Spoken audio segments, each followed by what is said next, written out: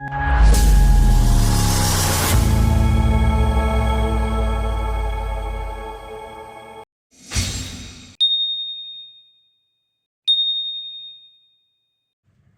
ಎಲ್ರಿಗೂ ನಮಸ್ಕಾರ.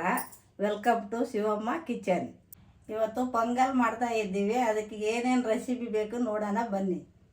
ಪೊಂಗಲ್ಗೆ ಒಂದು ಬಟ್ಲು ಅಕ್ಕಿ ತಗೊಂಡಿದ್ದೀನಿ, ಹೆಸರುಬೇಳೆ ಮುಕ್ಕಾಲು ಕಪ್ ತಗೊಂಡಿದ್ದೀನಿ, ಬಾದಾಮಿನೂ ಗೋಡಂಬಿ ತಗೊಂಡೈತೆ, ದ್ರಾಕ್ಷಿ ತಗೊಂಡೈತೆ, ಏಲಕ್ಕಿ ಪುಡಿ ತಗೊಂಡೈತೆ, ಬೆಲ್ಲನೂ ತಗೊಂಡೈತೆ, ತುಪ್ಪನೂ ತಗೊಂಡೈತೆ. ಇಷ್ಟು ಬೇಕಾಗುತ್ತೆ ಇದಕ್ಕೆ ಪೊಂಗಲ್ಗೆ. ಇವಾಗ ಅಕ್ಕಿ ಹಾಕೊಂಡಿದ್ದೀನಿ, ಇದಕ್ಕೆ ತಿರ್ಗಿ ಹೆಸರುಬೇಳೆನೂ ಹಾಕೊತೈತೆ. ಹಾಕೊಂಡು ಎರಡೂ ನೀಟಾಗಿ ತೊಳೆದ್ಬಿಟ್ಟು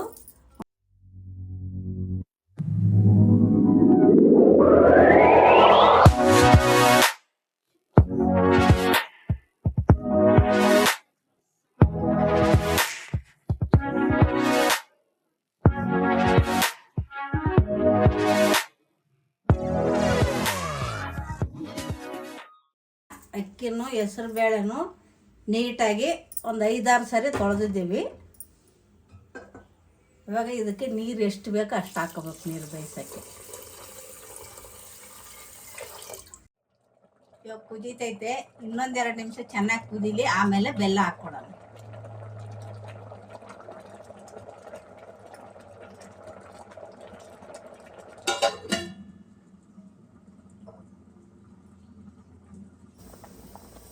ಇವಾಗ ಇದು 3/4% ಬೆಂದೈತೆ. ಇದಕ್ಕೆ ಇವಾಗ ಬೆಲ್ಲ ಹಾಕ್ಕೋಬೇಕು. ಇವಾಗ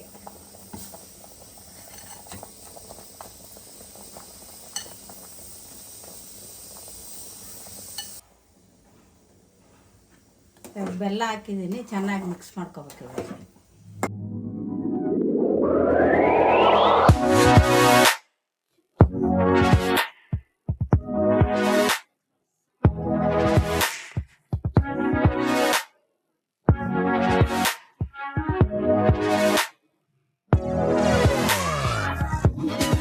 ಇವಾಗ ಇನ್ನೊಂದು ನಿಮಿಷ ಚೆನ್ನಾಗಿ ಬೆಲ್ಲ ಎಲ್ಲ ನೀಟಾಗಿ ಬೆಂದ್ಕೊಂಡ್ಬಿಡ್ಬೇಕು ಅಷ್ಟೆ.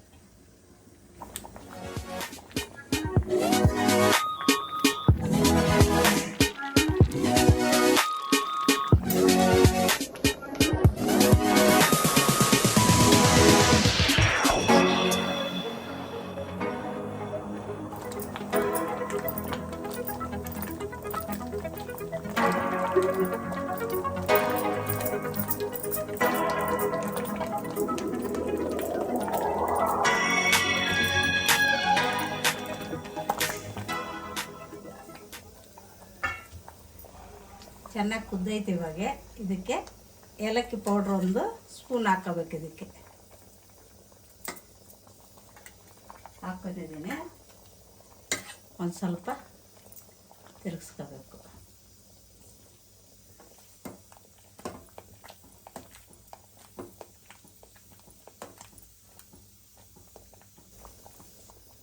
ಇದಾಗೈತೆ.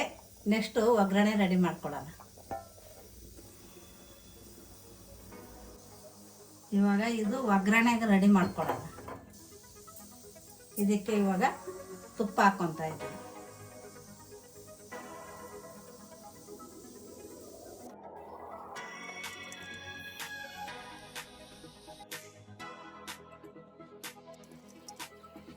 ತುಪ್ಪ ಕಾಲೈತೆ. ಗೋಡಂಬಿ ಹಾಕ್ಕೊತಾ ಇದ್ದೀನಿ, ಬಾದಾಮಿ ಹಾಕ್ಕೊಂಡಿದ್ದೀನಿ, ಗೋಡಂಬಿ ಹಾಕ್ಕೊತಾ ಇದ್ದೀನಿ.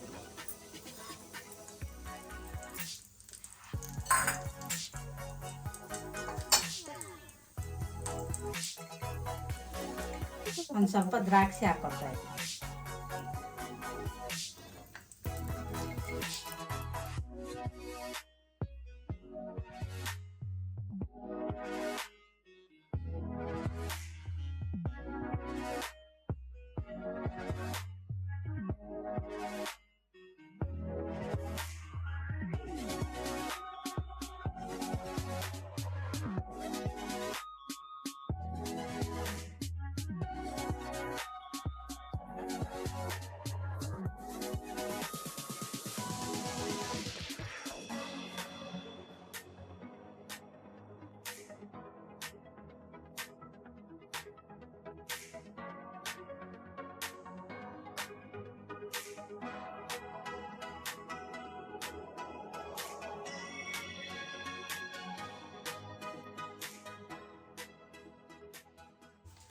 ಇವಾಗ ಪೊಂಗಲ್ ಬೋಲ್ಗೆ ಹಾಕೊಂಡಿದ್ದೀನಿ. ಇದನ್ನು ಒಗ್ಗರಣೆ ಹಾಕ್ಕೊಂಡಿರೋದನ್ನು ತುಪ್ಪ, ದ್ರಾಕ್ಷಿ, ಗೋಡಂಬಿ, ಬಾದಾಮಿ ಎಲ್ಲನೂ ಇದಕ್ಕೆ ಹಾಕ್ಕೋಬೇಕು.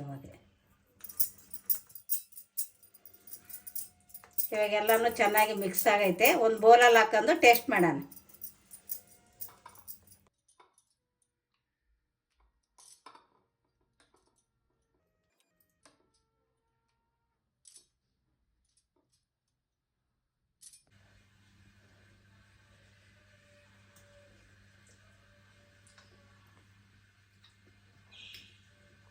ತುಂಬ ಸೂಪರಾಗೈತೆ.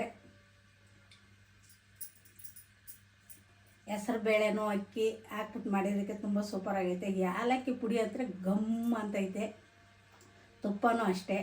ದೇವಸ್ಥಾನದಲ್ಲಿ ಇದ್ದಂಗೆ ಐತೆ ಪ್ರಸಾದ, ಇದ್ದಂಗೆ ದೇವಸ್ಥಾನ ತಿರುಪತಿಯಲ್ಲಿ ಇದ್ದಂಗೆ ಐತೆ ಪ್ರಸಾದ. ನೀವು ಒಂದ್ಸರಿ ಮಾಡ್ಕೊಂಡು ಊಟ ಮಾಡಿರಿ, ತುಂಬ ಚೆನ್ನಾಗಿರ್ತೈತೆ.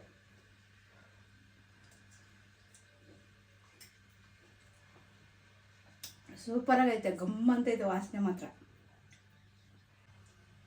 ಈ ವಿಡಿಯೋ ನಿಮಗೆ ಇಷ್ಟ ಆದರೆ ಲೈಕ್ ಮಾಡಿ, ಶೇರ್ ಮಾಡಿ, ಕಮೆಂಟ್ ಮಾಡಿ. ಇದೇ ಥರನೇ ನೆಕ್ಸ್ಟ್ ಮುಂದಿನ ವಿಡಿಯೋನಲ್ಲಿ ಸಿಗೋಣ. ಬಾಯ್ ಬಾಯ್.